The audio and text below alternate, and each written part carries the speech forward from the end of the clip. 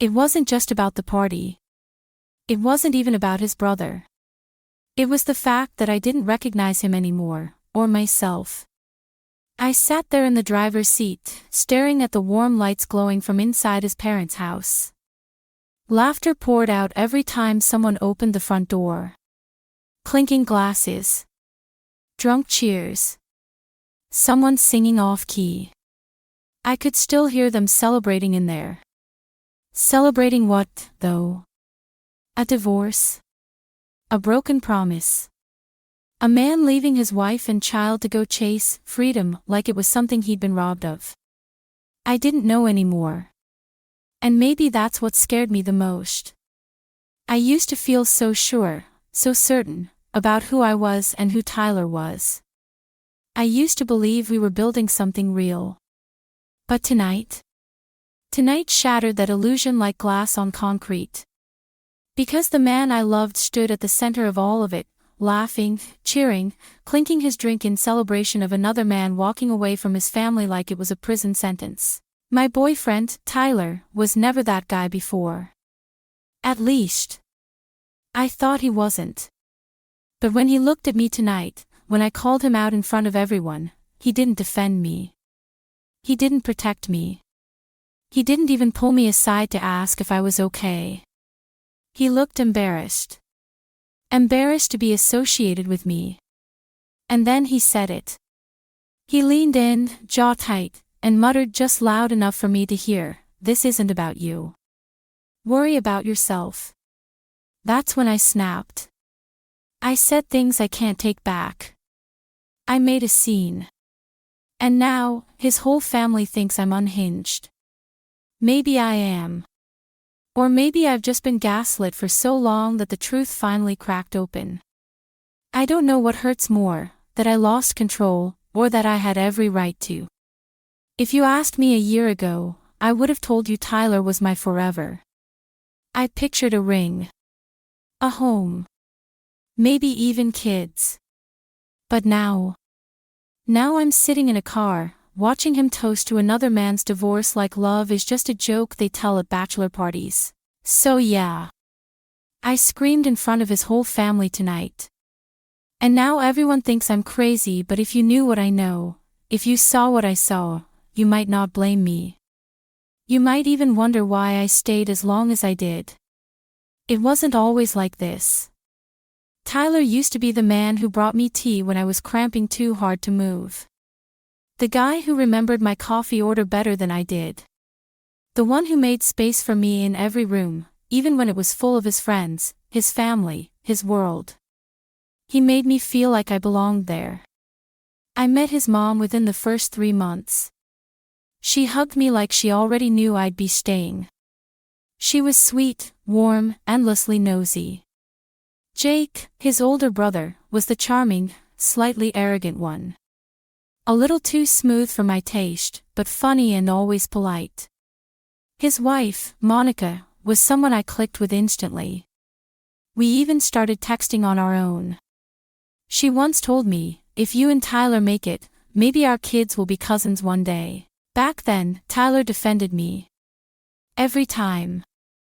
If I ever felt awkward at family dinners or misunderstood by his friends, he stepped in. Made it right.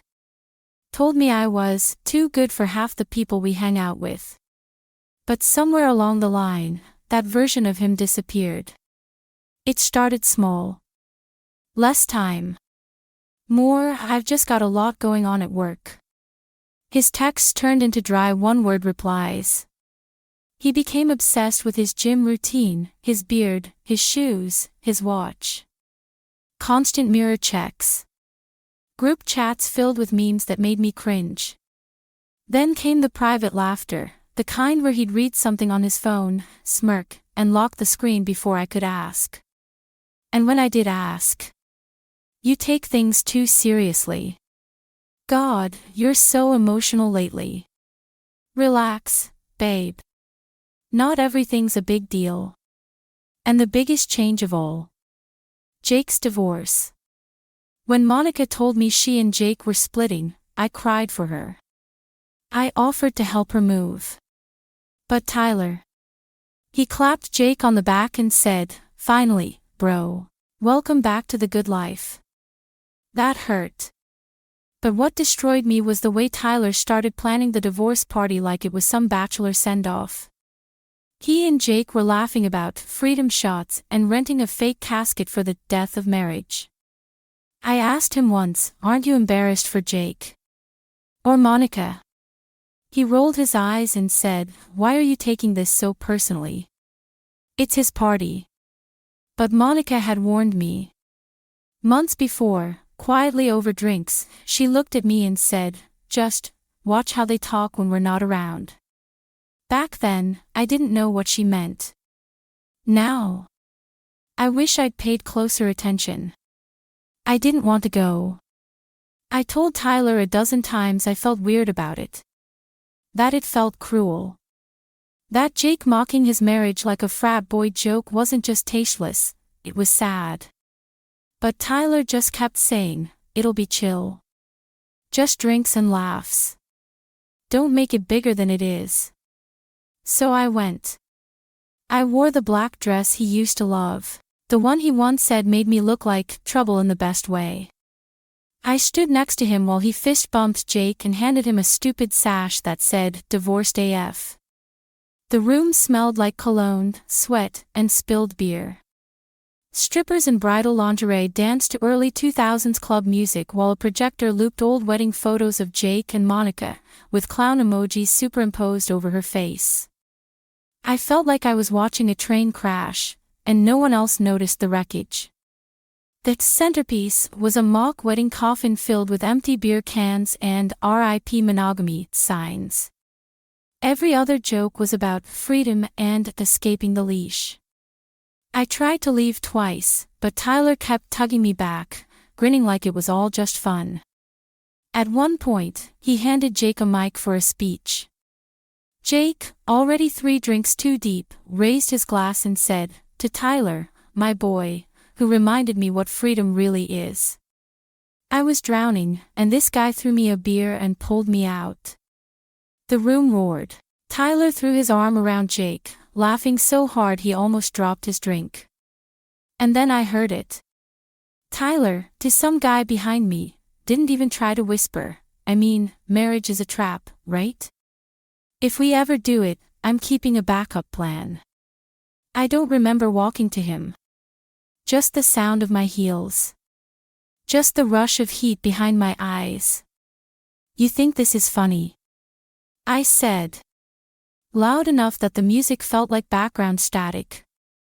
Everyone turned. I pointed to the strippers, the coffin, the clown emojis. "This isn't a party. It's a funeral for your character. Every single one of you should be ashamed." A few nervous laughs. Jake looked pissed. Tyler's face turned red. He grabbed my arm, pulled me to the kitchen, and hissed, "This isn't about you. Worry about yourself." I swear the whole room tilted. He didn't defend me. Didn't see me. All I could think was, when did I become the outsider in my own relationship? We didn't speak on the drive home. Tyler kept one hand on the wheel and the other scrolling through his phone at every red light. Probably checking texts from Jake. Or maybe the guys. Maybe even Monica's name popped up, warning him how low he'd sunk. But he didn't flinch. No guilt. Just silence. When we got inside, I headed straight to the bathroom and peeled off the dress I used to love. I stared at myself in the mirror. My makeup was still smudged. My eyes were tired. My chest felt hollow. He sat on the couch, scrolling again, like nothing had happened. After what felt like hours of silence, I stood in the hallway and asked the question I'd been too afraid to say out loud for months, "Do you even love me anymore?" He didn't look up. Didn't even pretend to think. He just muttered, "You're exhausting sometimes." That was it. Not, "I'm sorry." Not, "Let's talk." Just that. I stood there, stunned. As if someone had reached into my chest and flicked a switch off. And suddenly, all the tiny moments I'd buried, all the red flags I'd dressed up as misunderstandings, came flooding back. The way he used to interrupt me and laugh like I was being dramatic. The way he'd only show affection when other people were around. The time I cried after a fight, and he rolled his eyes and said, "You're not gonna start this again, are you?" God, I thought he just didn't know how to show love. But now I realize, I was the one bending. Shrinking. Making excuses for someone who never tried to understand me. I laughed off things that hurt. Apologized when I was the one bleeding. Stayed quiet so he'd stay comfortable, even when I felt like I was suffocating. I thought I was fighting for us. But I was the only one in the ring. He'd already walked out. And maybe, just maybe, he was never really in it to begin with. Monica opened the door barefoot, wearing a sweatshirt 2 sizes too big and holding a mug of tea. She looked calm. Not the kind of forced, brittle calm I'd seen at family dinners, but real. Warm. Steady.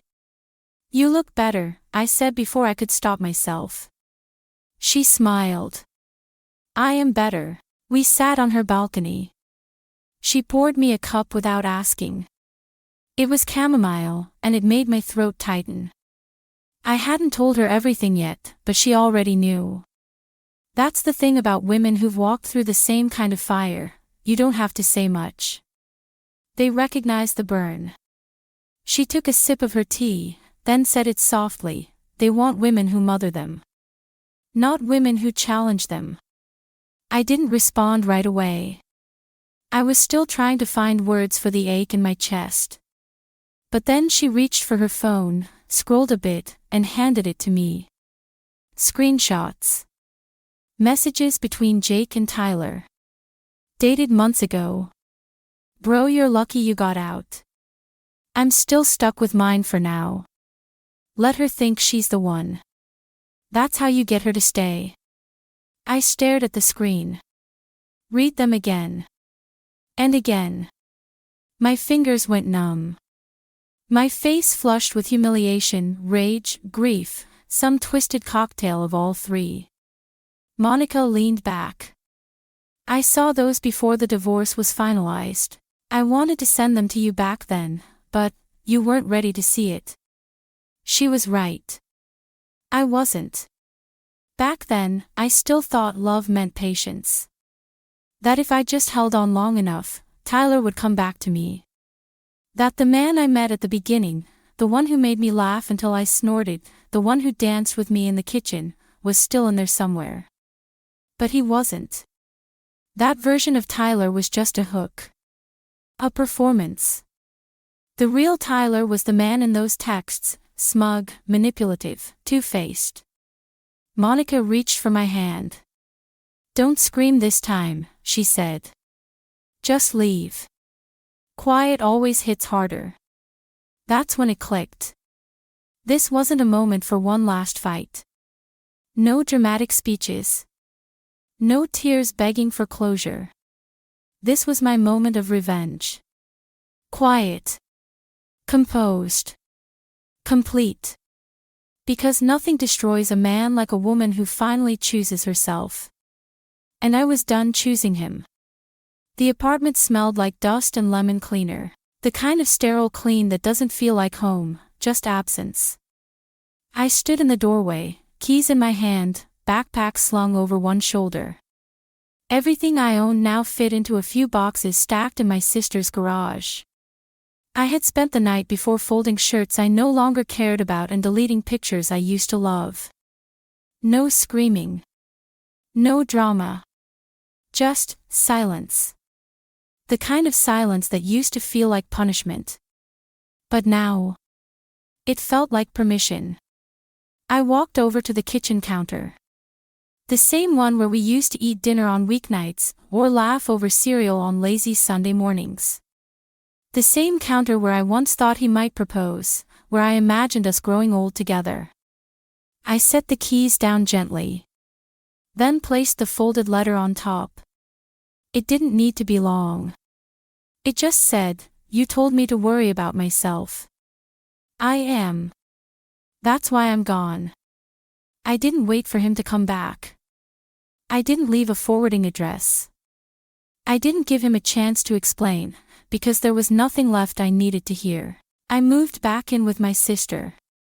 Started therapy. The first session, I couldn't even say his name without crying. The third, I laughed at something he once said that used to make me small. Progress is slow. Healing is quieter than pain. But I'm learning. I'm learning that love isn't about surviving someone. It's about growing with them. Being safe with them. Being seen. And Tyler was never capable of that. He was always chasing Jake's shadow. Always admiring the loudest man in the room. And the truth is, he was more loyal to the worst version of his brother than he ever was to the best version of me. That's what broke us. Not the party. Not even the betrayal. But the moment I realized he saw me as less for caring, for feeling, for loving too deeply. I used to think leaving meant I'd failed. Now I know staying would have been the real failure. Have you ever stayed with someone because you were afraid no one else would love you either? I did. And I won't do it again.